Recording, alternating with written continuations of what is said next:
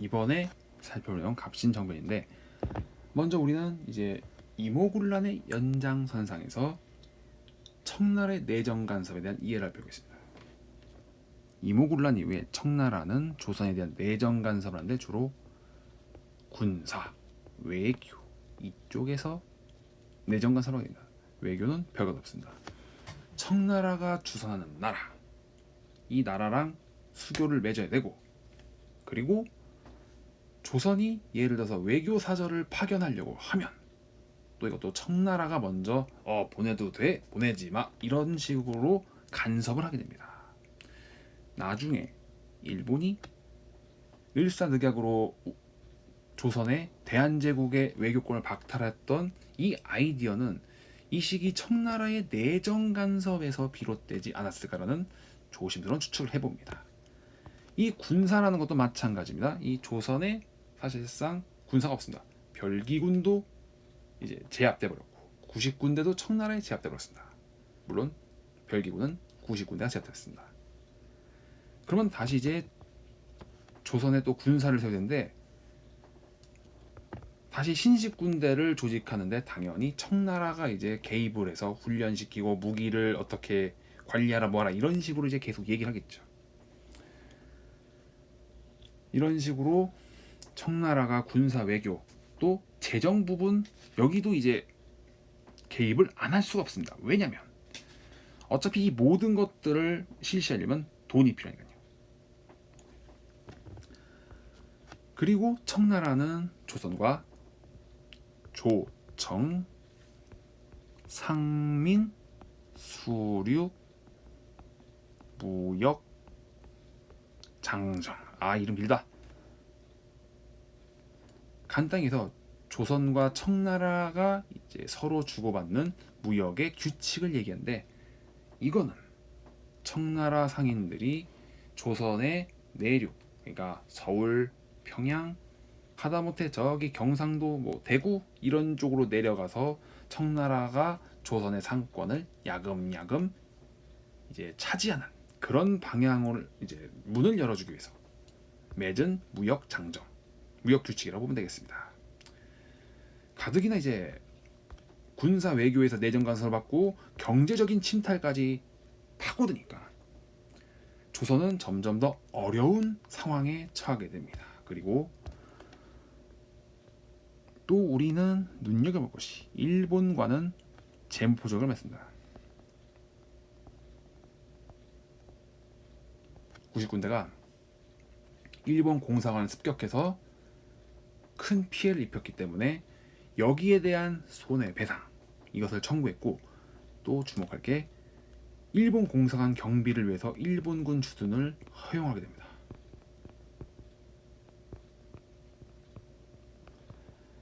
심각한 상황입니다. 지금 적어도 이 두 나라의 군대, 일본군 그리고 저기 청나라군은 용산 쪽에 있다고 했죠.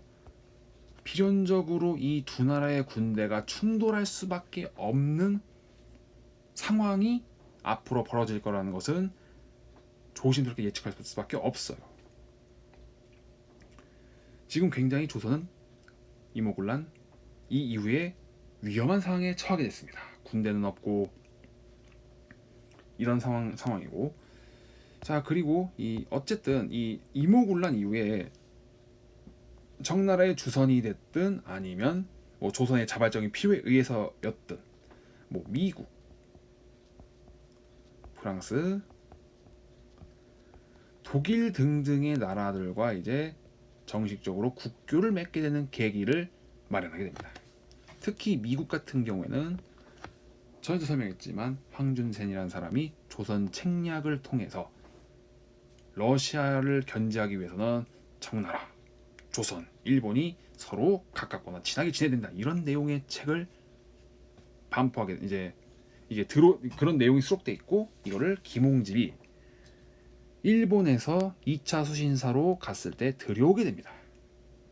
이건 이제 위정 척사 때 영남 만인소에 이제 그 관련된 내용에서 설명했으니까 여기에서 이제 외교적인 이 부분들은 조금 마무리를 하고, 자, 그러면 생각을 해봅시다. 이 청나라의 태도를 가지고 개화파가 분열합니다. 전에도 이야기했지만 청나라에 다녔던 영선사 이쪽 계열은 그래도 온건 쪽으로 갑니다. 지금 이제 이런 거죠. 어떠한 지금 우리 조선이 처한 현실 내에서 우리가 최대한 개화할 수 있는 거는 해보자. 이런 방향에서 이제 청나라의 비교적 협조적 이렇게 나가는 이런 개화 세력이 있었고, 아니다. 지금 이 청나라의 간섭은 너무나 부당하다. 예전 조사 시찰단 이쪽으로 갔던 사람들은 급진 개화파로 이제 분열되게 됩니다. 온건 개화와 급진 개화파. 불만은 쌓여갑니다. 청나라에 대한 불만은 쌓여가는데, 자, 1884년 또 하나의 사건이 터지게 됩니다. 어떤 사건이 터지게 되냐면, 청나라와 프랑스가 베트남을 두고 전쟁을 벌이게 됩니다. 승자는 청나라 프랑스 전쟁의 승자는 베트남을 식민지로 차지하게 되는 그런 전쟁이었죠.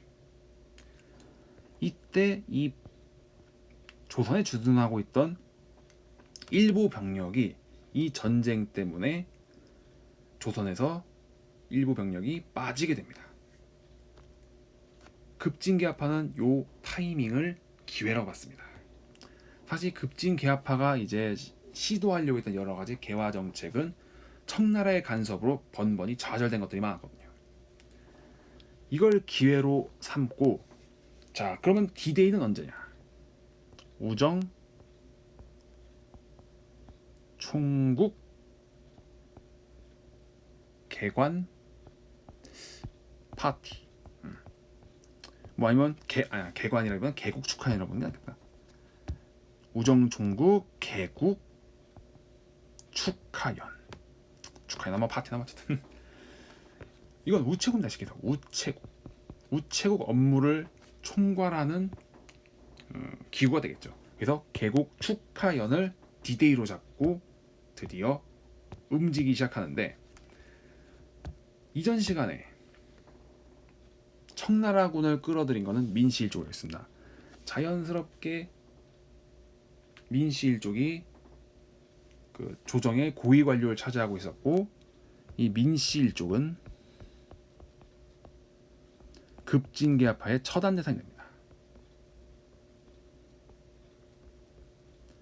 처단 대상이 돼서 몇몇은 처단을 실제로 당하고, 그리고 이 급진개화파 갑신정변, 이 사건을 갑신정변이라 부르는데, 이 갑신정변을 일으킨 세력들은 14개조 정강을 발표합니다. 이 14개조 정강은 우리가 일으킨 거는 쿠데타가 아니고 나라를 이러한 방향으로 이끌기 위해서 일어선 것이다. 이러한 14개조 정강을 발표하게 되는데, 뭐 일단 살펴보면 청나라에 대한 조공 폐지, 그리고 흥선대원군 귀국, 그리고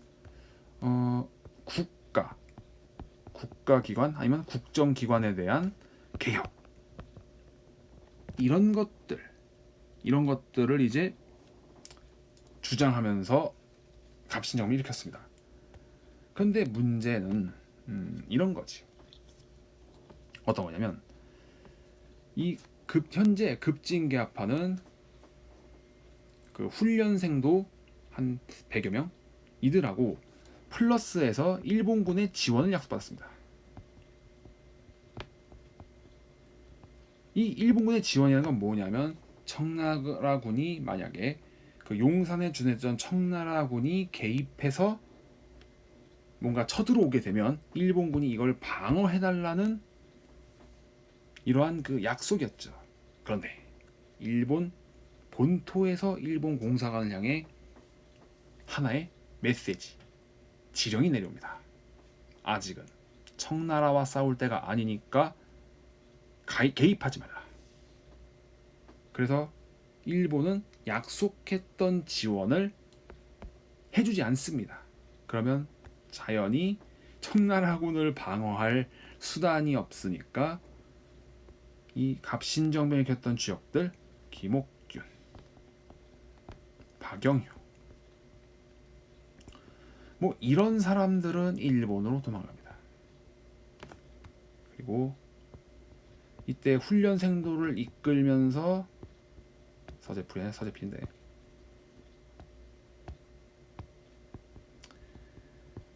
이 병력들을 직접 이끌면서 지휘했던 서재필은 미국으로 망명합니다.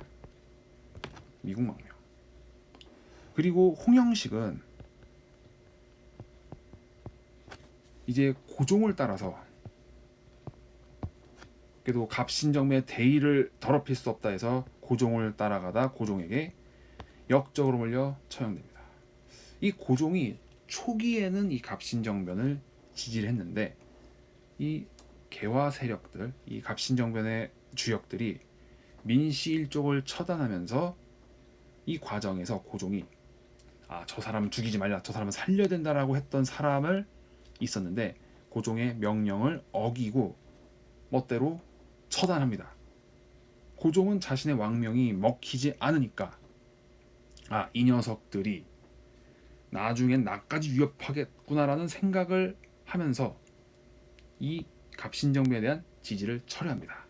그래서 이 홍영식은 역적으로 처단이 된 거고, 그러면 이 자연스럽게 이 셋도 뭐 물론 몇 사람이 더 있지만 주요 사람들을 놓고 봤을 때 이 사람들도 자연스럽게 역적으로 몰려서 죽을 수밖에 없어요. 실제로 서재필은 역적으로 몰려 그 일가, 처가, 외가, 그 친가까지 싹 다 3족이 몰살을 당합니다. 김옥균은 나중엔 이제 일본으로 거쳐갔다가 상하이에서 암살당합니다. 박영효는 이 이후로 철저한 친일파가 되어서 이후에 대한제국이 일본의 강제 그 국권을 피탈을 당할 때 협조를 하는 쪽, 지지하는 쪽, 이런 쪽에 서 있다가 자귀를 받고, 귀족의 자귀를 받고 1939년까지 친일파로 잘 먹고 잘 살다 죽게 됩니다. 서재필 이 사람은 20대 초반이었어요. 이 20대 초반에 미국으로 건너가서 이제 여기서 대학을 나오고 이제 의사가 되어서 또 이제 여기서 미국 여성과 결혼을 해서 자녀를 낳고 정착을 하게 됩니다. 이 서재필은 이후에 독립협회에서 재등장하게 되겠지만 이 사람은 굉장히 장수해서 이후에 6.25 전쟁이 벌어지는 이 소식까지 접할 정도로 오래 살게 됩니다. 그래서 이 갑신정변은 이렇게 3일 만에 끝이 났고 조선은 또다시 어려운 처지로 또 내몰리게 됩니다.